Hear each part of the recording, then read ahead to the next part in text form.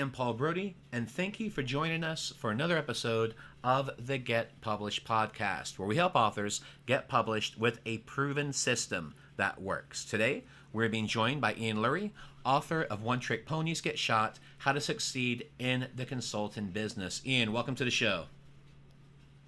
Thanks, Paul. Glad to be here. All right, you ready to get started? Absolutely. All right, question number one. What is the one piece of advice that you would give to a first-time author who is currently writing their book?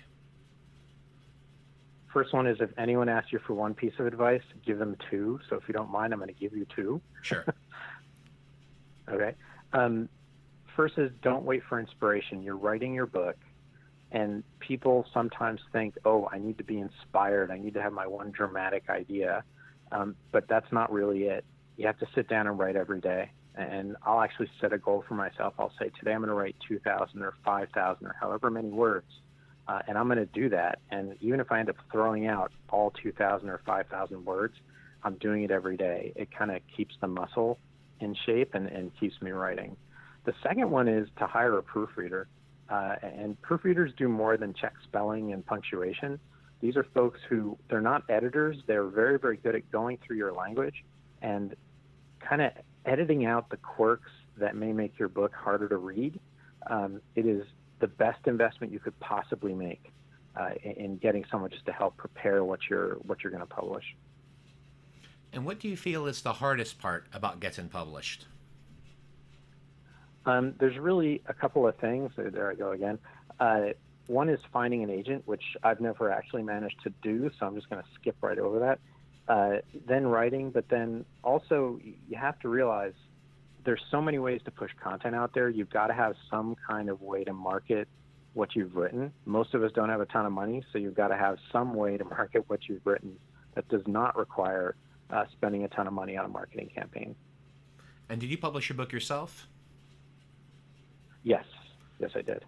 Well, and this is going to be a nice transition because I do want to talk about marketing. So please share a marketing strategy that you've used in your book launch that worked well.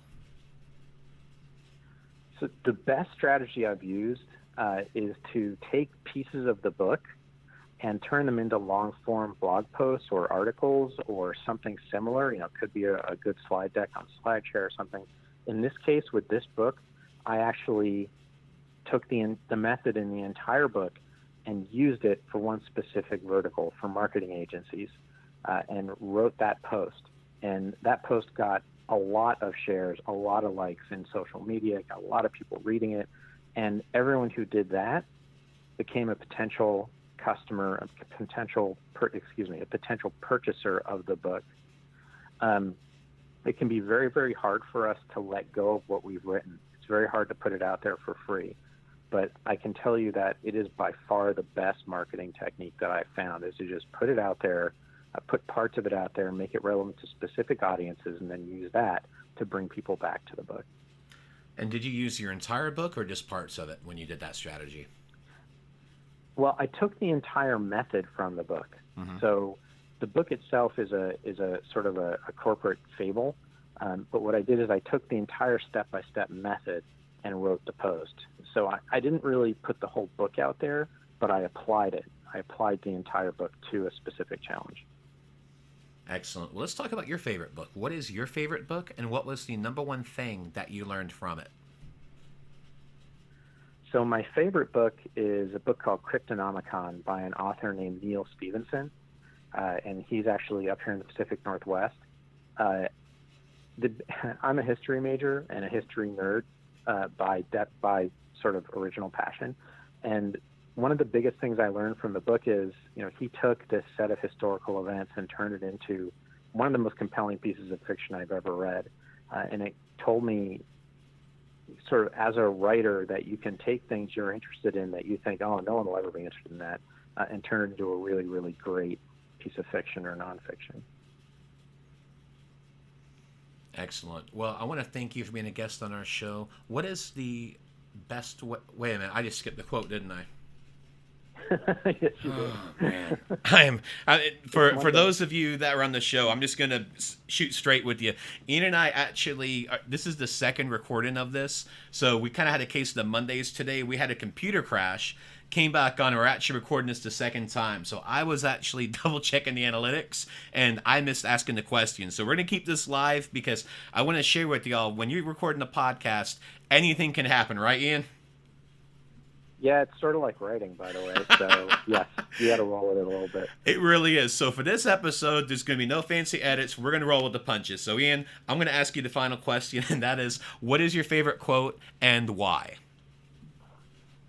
So my favorite quote is something my dad actually once told me. And if you're not a cyclist, I'll need to explain it real quick, but the quote is think circles.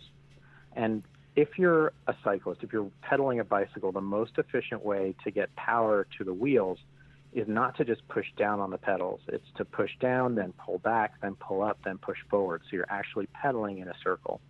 That gets more of your energy transferred to the road, so you're faster. It also makes you a lot more stable.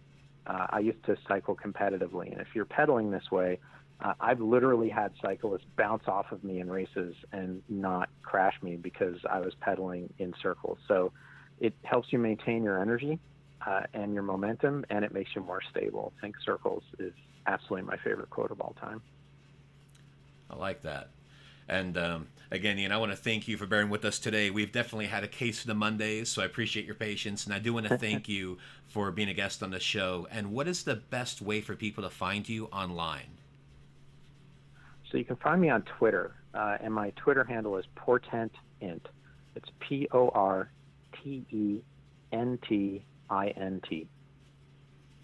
All right, Ian. Well, thank you again for being a guest on the show, and I do wish you all the best in your author journey ahead. Thanks, Paul. I'll talk to you soon.